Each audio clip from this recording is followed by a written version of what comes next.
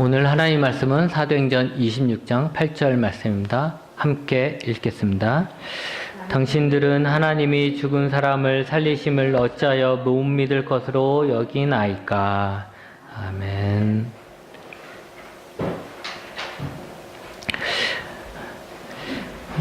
오늘은 부활절입니다. 부활의 믿음이 예배하는 우리 모두에게 있길 소망합니다. 부활이라는 것은 무엇이냐? 말 그대로 죽은 자가 다시 살아나는 것입니다. 물론 성경에 보면 죽었다가 다시 살아난 사람들도 몇 명 나옵니다. 또 텔레비전에 보면 죽었다가 살아난 사람들이 있었다 해서 그 사람들의 이야기도 나오기도 하죠. 예수님은 죽었던 나사로나 야이로의 딸 나인성 과부의 아들을 살려주셨습니다. 그러나 이런 자들을 보고 부활했다라고 하지 않습니다. 이들은 영혼이 떠났다가 다시 그 영혼이 몸으로 돌아온 것이기에 부활했다라고 하기보다는 소생했다라고 말을 합니다. 부활이라는 것은 단지 잠깐 죽었다가 깨어나는 것을 말하는 것이 아니고 죽음을 이기고 이제 다시는 죽지 않는 새로운 몸이 되어서 살아나는 것을 말하는 것입니다. 성경에는 예수님만이 부활의 첫 열매라고 말씀하셨습니다. 누가라는 사람이 있습니다. 이 사람이 데오빌로라는 이방인에게 교회가 어떻게 생겨났는지를 설명하기 위해서 글을 썼습니다. 그 글이 바로 누가복음하고 사도행전입니다. 누가복음은 예수님의 이야기이고 사도행전은 예수님의 제자들에 의해서 복음이 전파되어 교회가 생겨나게 된 이야기라고 할 수 있습니다. 그렇기 때문에 사도행전의 이야기는 예수님이 죽으셨다가 부활하시고 제자들과 함께 40일 정도 계시다가 승천하신 이야기에서부터 시작합니다. 이것은 많은 의미가 있습니다. 교회의 시작에 대해서 이야기할 때 그 이야기의 시작을 어디서부터 하냐면 죽으셨다가 부활하신 예수님 그리고 승천하신 예수님에서부터 그 이야기를 시작한다는 거죠. 풀어가기 시작한다는 거죠. 사도행전은 크게 보면 두 사람의 이야기를 중심으로 펼쳐지고 있습니다. 한 명은 베드로이고요. 다른 한 명은 바로 바울입니다. 베드로는 유대인들에게 예수 그리스도를 증거한 사람이고 바울은 이방인에게 예수 그리스도를 전한 사람입니다. 예수님의 제자들은 자신의 목숨을 다 바쳐서 복음을 전했습니다. 그리고 그 복음을 믿는 자들로 말미암아 교회가 세워지게 된 것입니다. 그렇다면 예수님의 제자들이 자신의 목숨을 다하면서까지 자기 목숨을 걸면서까지 전했던 복음의 그 내용의 핵심은 무엇일까요? 바로 하나님께서 죽은 예수님을 다시 일으키셨다는 것이고 살리셨다는 것이고 또 하나는 그 예수 그리스도를 믿는 자들 또한 예수님과 함께 살아날 것이라는 것입니다. 다시 말하면 예수님의 부활과 믿는 자들의 부활에 대한 소식을 전한 게 바로 복음의 핵심이라는 거죠. 여러분, 부활이 복음의 핵심입니다. 그리고 교회는 그 부활 위에 세워진 것입니다. 그런데 안타까운 것은 오늘 말씀처럼 당신들은 하나님이 죽은 사람을 살리심을 못 믿을 것으로 여긴다라는 것이죠. 그 당시 유대인들도 또 헬라인뿐만 아니라 교회 안에 있는 자들까지도 예수님을 믿는다는 교회 안에 있는 자들까지도 부활에 대해서 믿지 않았던 자들이 있었습니다. 지금 우리는 어떻습니까? 여러분은 예수님의 부활과 예수님을 믿는 자들의 부활을 굳건하게 믿고 있습니까? 아니면 그건 믿을 만한 것이 못 된다라고 생각하거나 부활을 마치 어느 신화처럼 비유적으로 생각하고 있지는 않습니까? 어떻게 죽은 사람이 살아날 수 있는가? 이건 과학적으로 설명할 수가 없는 것입니다. 하지만 과학이 설명할 수 없다고 해서 그것이 거짓이라는 것은 아닙니다. 사실 과학이 설명할 수 없는 것이 참으로 많다는 것을 우리는 인식하고 있습니다. 특히 사람에 관한 것, 하나님의 창조에 관한 것은 아직도 과학으로 설명하지 못하는 것이 더 많이 있습니다. 예수님의 부활을 우리는 과학적으로 실험을 통해서 설명할 수는 없어도 예수님이 부활하셨다는 것을 논리적으로 생각할 수는 있습니다. 여러분 한번 잘 생각해 보시기 바랍니다. 예수님의 이야기를 기록한 성경이 마태, 마가, 누가, 요한복음서입니다. 보통 어떤 사람의 전기를 쓸 때 어떻습니까? 여러분 이순신 장군의 전기문을 읽어봤다, 위인전을 읽어봤다 하면 여러분 어떻게 시작합니까? 처음에 그 아버지가 무슨 꿈을 꿔가지고 그래서 그 아이가 태어났다 해서 이순신 장군의 태어난 이야기부터 쓰죠. 그리고 그가 어떻게 어린 시절을 어떻게 보냈고 어떻게 해서 장원급제하고 어떻게 했고 무슨 업적을 세웠고 그래서 전기문의 맨 마지막은 뭘로 끝나니까 그 사람이 어떻게 해서 죽었다라고 끝나는 거예요. 여러분이 위인전을 읽어보세요. 다 그렇게 끝나요. 지금 이야기하는 마태, 마가, 누가, 요한복음이 예수님에 대한 전기문과 같은 거예요. 예수님에 대한 이야기를 쓴 거예요. 그러면 그 이야기 시작은 뭘로부터 시작합니까? 예수님이 태어나심부터 시작해요. 예수님이 어떻게 태어나셨는가 쭉 써요. 그리고 그 마지막은 뭡니까? 예수님이 예수님이 십자가 지고 죽었다 에서 끝납니까? 아니죠. 여러분 만약에 거기서 끝났으면 성경을 끝까지 안 읽은 거예요. 그거는 읽다 만 거예요. 예수님이 십자가에서 죽었다 해서 끝나는 게 맞지만 예수님의 이야기는 십자가에서 죽었다 해서 끝나지 않아요. 그 다음에 예수님의 부활의 이야기에서 끝을 맺어요. 보통 사람은 죽었으면서 끝을 맺어요. 근데 예수님의 이야기는 부활의 이야기가 끝이라는 것이죠. 또 재밌는 것은 이 4개 복음서가 예수님의 부활에 대해서 다 이야기를 하고 있는데 조금씩 그 내용이 달라요. 그래서 어떤 사람들은 이 4개 복음서의 부활의 이야기가 다 다르기 때문에 이거 가짜다라고 말을 하기도 합니다. 다르니까.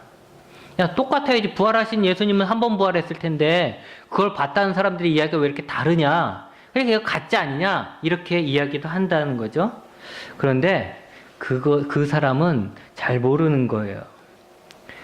여러분 복음서는 우리가 잘 알아야 되는데 복음서는 예수님이 살아계실 때 쓰여진 책이 아닙니다. 제가 누누이 얘기하죠. 성경 공부할 때마다 복음서는 예수님을 쫓아다니면서 기자가 신문 기자 쓰듯이 예수님 보면서 계속 쓴 게 아니에요. 복음서는 오히려 그 복음서 뒤에 있는 바울 서신보다도 더 늦게 쓰여진 책입니다. 그 당시 예수님의 제자들은 예수님도 자신에 대해서 책을 쓰지 않았고 예수님의 제자들 또한 책을 써야 하는 그 필요성을 느끼지 못했기에 그들은 책을 쓰지 않았어요. 그냥 자신이 보고 경험한 예수님을 전하면 되는 거예요. 예수님을 모르는 사람들에게 자기가 경험했던 거, 자기가 예수님한테 들었던 거, 자기가 봤던 거, 그런 걸 전하면 됐던 거죠. 그러다가 문제는 뭐냐면 나중에 시간이 지나면서 예수님을 직접 보았던 자들, 예수님의 부활하심을 같이 보았던 자들이 하나 둘씩 죽는 거예요. 그렇기 때문에 이제는 예수님에 대한 이야기를 글로 남겨야 될 필요를 느끼게 되고 쓰여진 거예요. 그렇기 때문에 이 사복음서는 나중에 쓰여지는 거예요. 즉 사복음서가 쓰여기 전에 뭐가 먼저 있었다? 교회가 먼저 있었다. 교회가 먼저 세워진 거예요. 그렇다면 여러분 생각해 보십시오. 교회라는 것은 아까 부활에 의해서 세워졌다고 했는데 그러면 교회의 필요에 의해서 쓰여진 이 복음서가 만약에 부활이라는 것을 조작하려고 했다면, 부활이라는 것을 거짓말로 만들려고 했다면, 당연히 이 글을 읽는 사람들에게 부활에 대해서 어떤 식으로든 통일해서 썼을 겁니다. 야, 우리 이렇게 부활에 대한 이야기를 써야 되니까 이렇게 했다고 하자. 우리 이렇게 했다고 하자. 이렇게 서로 이야기를 해서 그렇게 맞춰서 글을 썼겠죠. 왜냐면 그래야지 이제 믿기 쉬우니까. 그런데 초기 기독교 사람들은 그것을 그대로 다 살려뒀습니다. 야, 이거는 서로 이야기가 다르니까 이거 버리고 요거 하나만 하자. 이렇게 하지도 않았어요. 우리가 성경이 그대로 과거에서부터 전해져 내려온 거잖아요.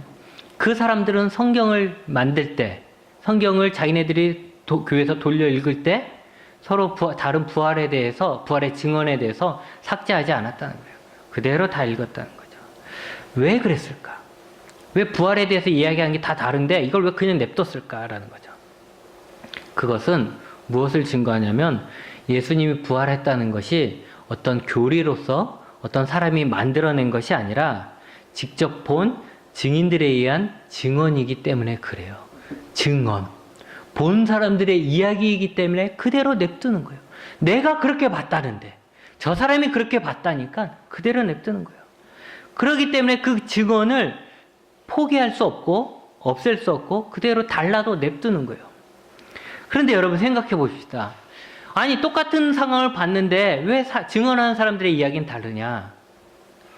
여러분, 예수님이 죽었다는 것은 그 당시 제자들에게는 큰 충격이었고 슬픔이었습니다. 그리고 예수님의 무덤이 비어 있었다는 것 또한 그들에게는 어마어마한 충격이었죠. 처음에는 다들 뭐라 생각했어요? 누군가가 예수님의 시체를 훔쳐갔다라는 거예요.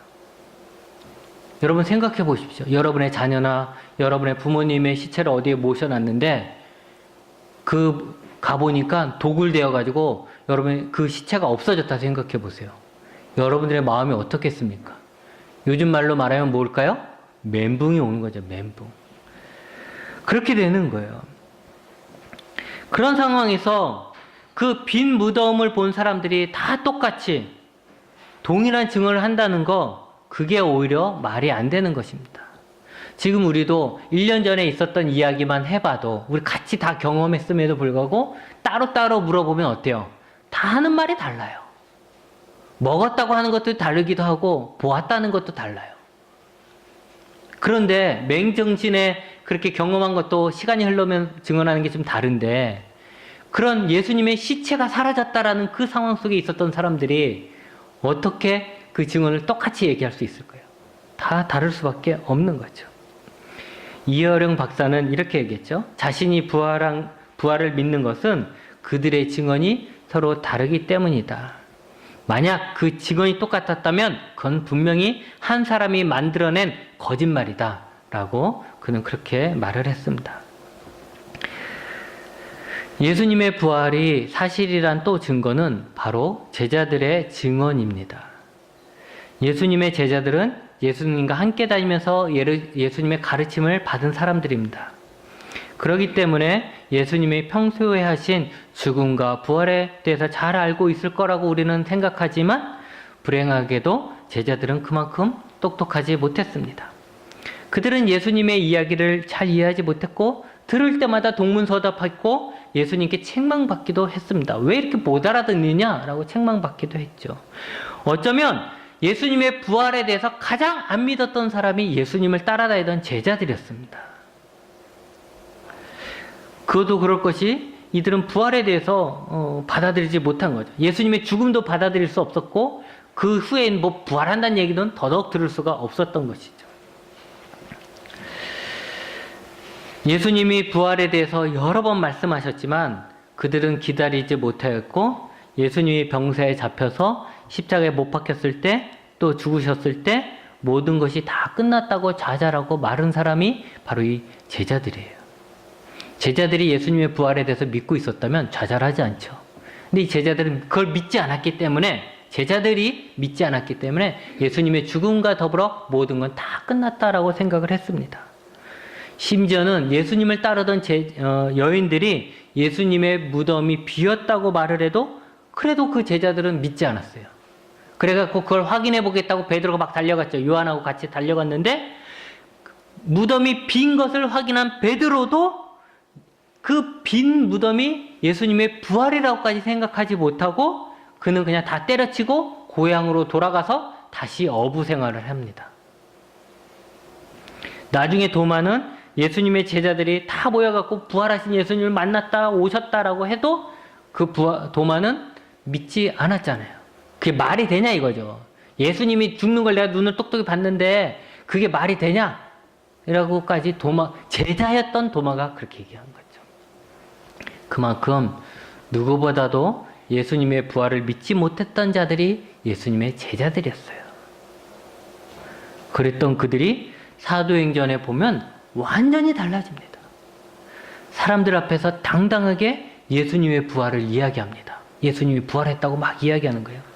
또 많은 위협을 받아요.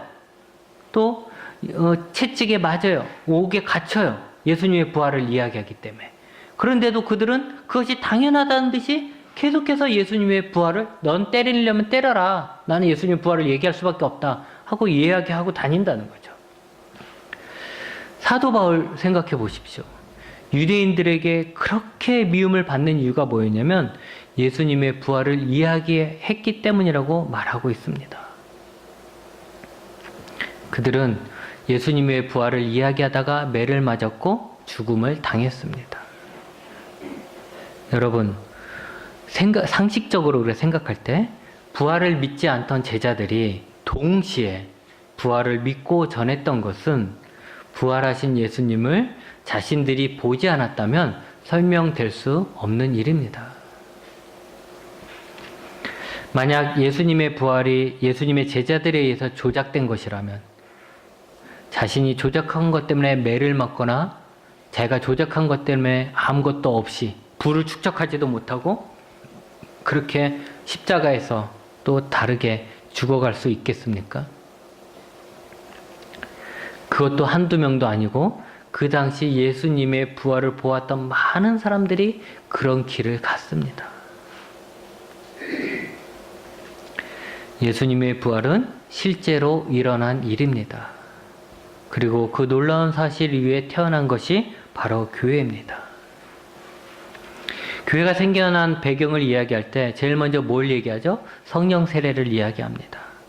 예수님의 말씀을 따라 마가의 다락방에서 기도하던 120명 정도의 제자들이 성령을 받게 되고 그럼으로써 그들이 밖에 나가서 예수님에 대해서 전하면서 회개한 사람들로 인해서 세워진 게 초대 교회라고 우리는 알고 있습니다. 그런데 우리가 거기에 더 알아야 할 것이 있습니다. 그것은 그때 마가의 다락방에서 120명이 모여서 기도했던 그 120명은 어떤 사람이냐는 거죠. 교회의 기초를 세울 수 있는 교회를 만들었던 그들의 교회의 기초가 되었던 그들은 어떤 사람이냐는 거예요. 단지 기도 많이 한 사람이었습니까? 아니에요.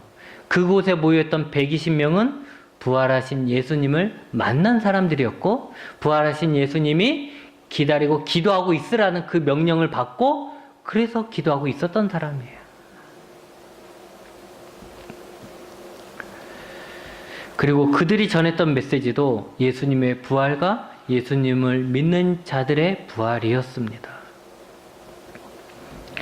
오랫동안 교회가 세워지고 교회가 최초에 세워지고 오랫동안 교회가 안식일인 토요일을 지키지 않고 유대인 절기인 안식일인 토요일을 지키지 않고 일요일을 주일로 지키는 이유도 바로 예수님이 부활하신 날이 일요일이기 때문이라는 거예요. 그러니까 교회에게 있어서 처음부터 교회에게 있어서 중요했던 것은 뭐냐면 예수님의 부활이었다는 거죠.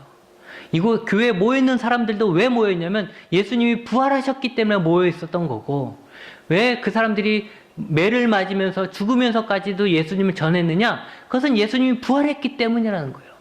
그리고 그들이 모이는 시간도 왜 안식일인 토요일이 아니라 주일이냐? 일요일이냐? 그것은 예수님이 부활했기 때문이라는 거예요. 그렇기 때문에 교회 안에서 부활을 빼면 아무것도 아니라는 거예요.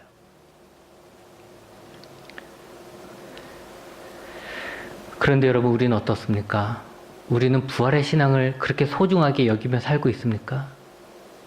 정말 예수님이 죽은 자 가운데 살아나셨고 또 우리도 죽은 자 가운데 살아날 수 있을 거란 강한 믿음을 가지고 그 믿음을 고백하면서 그 믿음대로 살고 있습니까?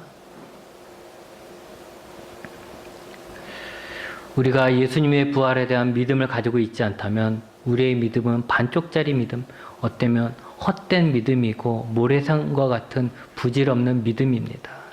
내가 다 믿는다 해도 예수님의 부활만큼 못 믿겠어 하면 그 사람은 아무것도 아닌 신앙을 갖고 있다는 거죠. 바울은 고린도 교회에서 부활이 없다고 주장하는 사람들에게 만일 죽은 자의 부활이 없으면 그리스도도 다시 살아나지 못했으리라. 그리스도께서 만일 다시 살아나지 못했으면 우리가 전파하는 것도 헛것이요 또 너희 믿음도 헛것이다 라고 했어요. 교회 다니면서 듣는 게 복받는 이야기고 교회에서 듣는 게 착하게 살아가는 이야기고 교회에서 듣는 것이 어떻게 하면 성공할 수 있는가 이 이야기를 아무리 많이 듣는다 해도 우리 가운데 부활에 대한 믿음이 없다면 그 모든 것 다 헛거라는 거죠. 그런 이야기는 그냥 서점에 가서 자기 개발서 읽고 그것대로 따라 사는 게 더 나을지도 몰라요. 예수님은 사람들이 당신이 메시아라는 것을 증명해 보라고 계속 요구했을 때 예수님이 하신 말씀은 내가 너에게 보여줄 수 있는 건 요나의 표적밖에 없다라고 했습니다. 요나의 표적은 뭡니까? 요나가 물고기 뱃속에서 사흘 밤낮을 있었다가 살아난 이야기입니다. 예수님은 죽으셨다가 3일 만에 부활하실 것을 말씀하셨습니다. 뭘 증명해도, 뭔 기적을 행해도, 죽은 자를 살려내도, 아니면은 오병이의 기적을 일으켜도, 병든 자를 고쳐도, 귀신을 쫓아내도 사람들이 계속 가서 당신이 메시아라는 걸 증명하십시오라고 얘기했잖아요. 그러니까 결국 예수님이 하시는 게 뭡니까? 야, 그러면 내가 너희들이 보여줄 수 있는 마지막 표적은 내가 죽었다가 다시 살아나는 거다. 이거죠. 부활은 자칫하면 자신이 메시아라고 생각했던 한 미치광이의 죽음 이야기로 끝날 수 있는 이 예수님의 이야기를 그가 하나님이 보내신 참된 구원자라는 것을 증명하는 가장 큰 표적이 되는 것입니다. 또한 예수님의 부활은 예수님만의 부활이 아니라 예수 그리스도와 믿음으로 연합된 자, 우리들의 부활이기도 합니다. 죽었던 예수님을 다시 살리신 하나님께서 우리들 또한 다시 살리실 것을 믿으시기 바랍니다. 죽음이 끝을 의미한다면 부활은 새로운 시작을 의미합니다. 새로운 몸을 가지고 새하늘과 새 땅에서 영원히 사는 것입니다. 우리에게 부활이 있기 때문에 죽음이 허무하지 않은 것입니다. 부활을 모르는 사람들의 인생관은 태어나서 죽는 것으로 길어야 80년, 더 길면 90년의 삶밖에 그들에게는 없지만 부활은 우리의 인생을 영원으로 인도합니다. 그러기에 우리는 죽음으로 끝날 것들보다 영원한 것들을 바라보면서 준비하는 자가 되어야 하는 것입니다. 죽음은 패배를 의미하지만 부활은 승리를 의미합니다. 예수님의 적들은 예수님을 십자가에 못 박혀서 예수님을 죽임으로써 자신들이 예수님을 이겼다라고 좋아했지만 3일 만에 예수님께서 부활하심으로 죽음을 이기신 예수님의 승리가 되었습니다. 역사적으로 교회의 적들은 예수님을 믿는 자들을 죽이고 핍박했습니다. 교회를 불살랐어요. 그렇게 함으로써 자기네들이 교회를 이길 수 있다 생각했죠. 그러나 교회는 여전히 살아있고 살아날 것입니다. 우리의 적들은 우리를 죽음으로써, 우리를 괴롭힘으로써, 우리를 실망시킴으로써, 우리를 패배시키려고 하지만 우리가 예수 그리스도와 함께 있는 한 우리는 부활로 영원한 승리자가 되는 것입니다. 또한 죽음은 버림받은 것을 의미하지만 부활은 회복을 의미합니다. 죽음은 죄의 결과입니다. 그 말은 죽었다는 것은 죄인이라는 말이지요. 십자가에서 달리신 예수님은 하나님께 철저히 버림받은 죄인의 모습으로 그렇게 죽으셨습니다. 그러나 그 죽었던 예수님을 하나님께서 그 예수님이 죽어갈 때 아무 일도 하지 않으셨던 그 하나님께서 그 죽었던 예수님을 하나님께서 다시 일으키셨고 하늘나라로 올리셨고 지금 하나님과 함께 하신다는 것, 그것은 죄인으로 죽은 그 예수님을 존귀한 자로 만드신 것입니다. 우리는 죄인입니다. 그것이 주홍 글씨처럼 우리를 아프게 하고 힘들게 할 때가 있습니다. 죄인인 우리는 분명 죽을 것입니다. 아니, 정확하게 말하면 죽어 있다라고 말을 합니다. 그러나 우리가 예수님을 믿음으로 인해서 하나님께서 예수님을 죽음에서 살리신 것처럼, 죄인에서 의인으로 살리신 것처럼 우리를 살리시고 예수님을 하늘나라에 올리신 것처럼 우리를 올리실 것입니다.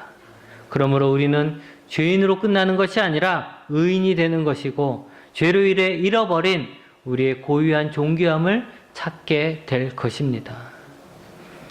오늘 성경 말씀인 바울이 아그리빠의 왕에게 한 그 말, 당신들은 하나님이 죽은 사람을 살리심을 어찌하여 못 믿을 것으로 여기나이까?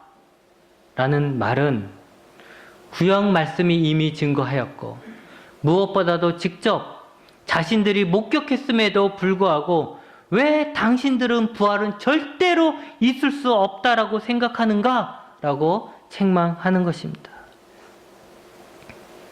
부활한 예수님을 본 제자들은 변했습니다. 죽음을 두려워하던 자에서 죽음을 두려워하지 않고 웃으면서 순교할 수 있는 자로 변했습니다. 이 땅의 것만 생각하고 추구하던 제자들이 하늘의 것에 대한 확신을 가지게 되었고, 그 하늘의 것을 사모하는 자로 변했습니다. 그리고 예수님을 따라다니면서도 예수님에 대해서 긴가민가 했던 그 제자들이 예수님의 말씀에 대해서 확신을 갖게 되었습니다. 부활한 예수님을 만난 바울은 변화되었습니다. 예수님을 사기꾼이라 생각하고 핍박하던 자가 예수님의 추종자가 되었습니다. 자기가 배운 학문에 꽉 사로잡혀갖고 부활하신 예수님을 외면했던 자가 부활하신 예수님을 통해 새로운 진리를 알게 되고, 자기가 이게 진짜다라고 생각했던, 자기가 배워왔던 모든 것을 버리게 되었습니다. 이처럼 부활에 대한 믿음은 우리를 변화시킬 것입니다. 죽음과 같은 절망 속에서 희망을 보게 될 것입니다. 죽음과 같은 허무함 속에서 가치를 보게 될 것입니다. 죽음과 같은 죄악에서 회복을 보게 될 것입니다. 죽음과 같은 패배 속에서 승리를 보게 될 것입니다. 죽음과 같은 두려움 속에서 평안을 얻게 될 것입니다. 죽음과 같은 어둠 속에서 빛을 보게 될 것입니다. 우리가 아직 절망 속에, 허무함 속에, 죄악 속에, 패배 속에, 두려움 속에, 어둠 속에 살고 있다면 우리는 부활의 신앙을 가져야 합니다. 죽은 자를 다시 살리신 그 하나님의 능력을 우리는 신실하게 믿어야 하는 것입니다. 그것을 믿을 때 희망과 가치와 회복과 승리와 평안과 빛을 보게 되는 것입니다. 또한 이 땅에 매여 있는 우리를 진정으로 자유하게 해줄 것입니다. 여러분, 예수님은 부활하셨습니다. 우리 앞에 다가올 죽음에 머물지 말고 그 죽음 뒤에 있을 부활을 바라보며 오늘도 참된 부활의 믿음을 가지시고 당당하게 사시기 바랍니다. 기도하시겠습니다.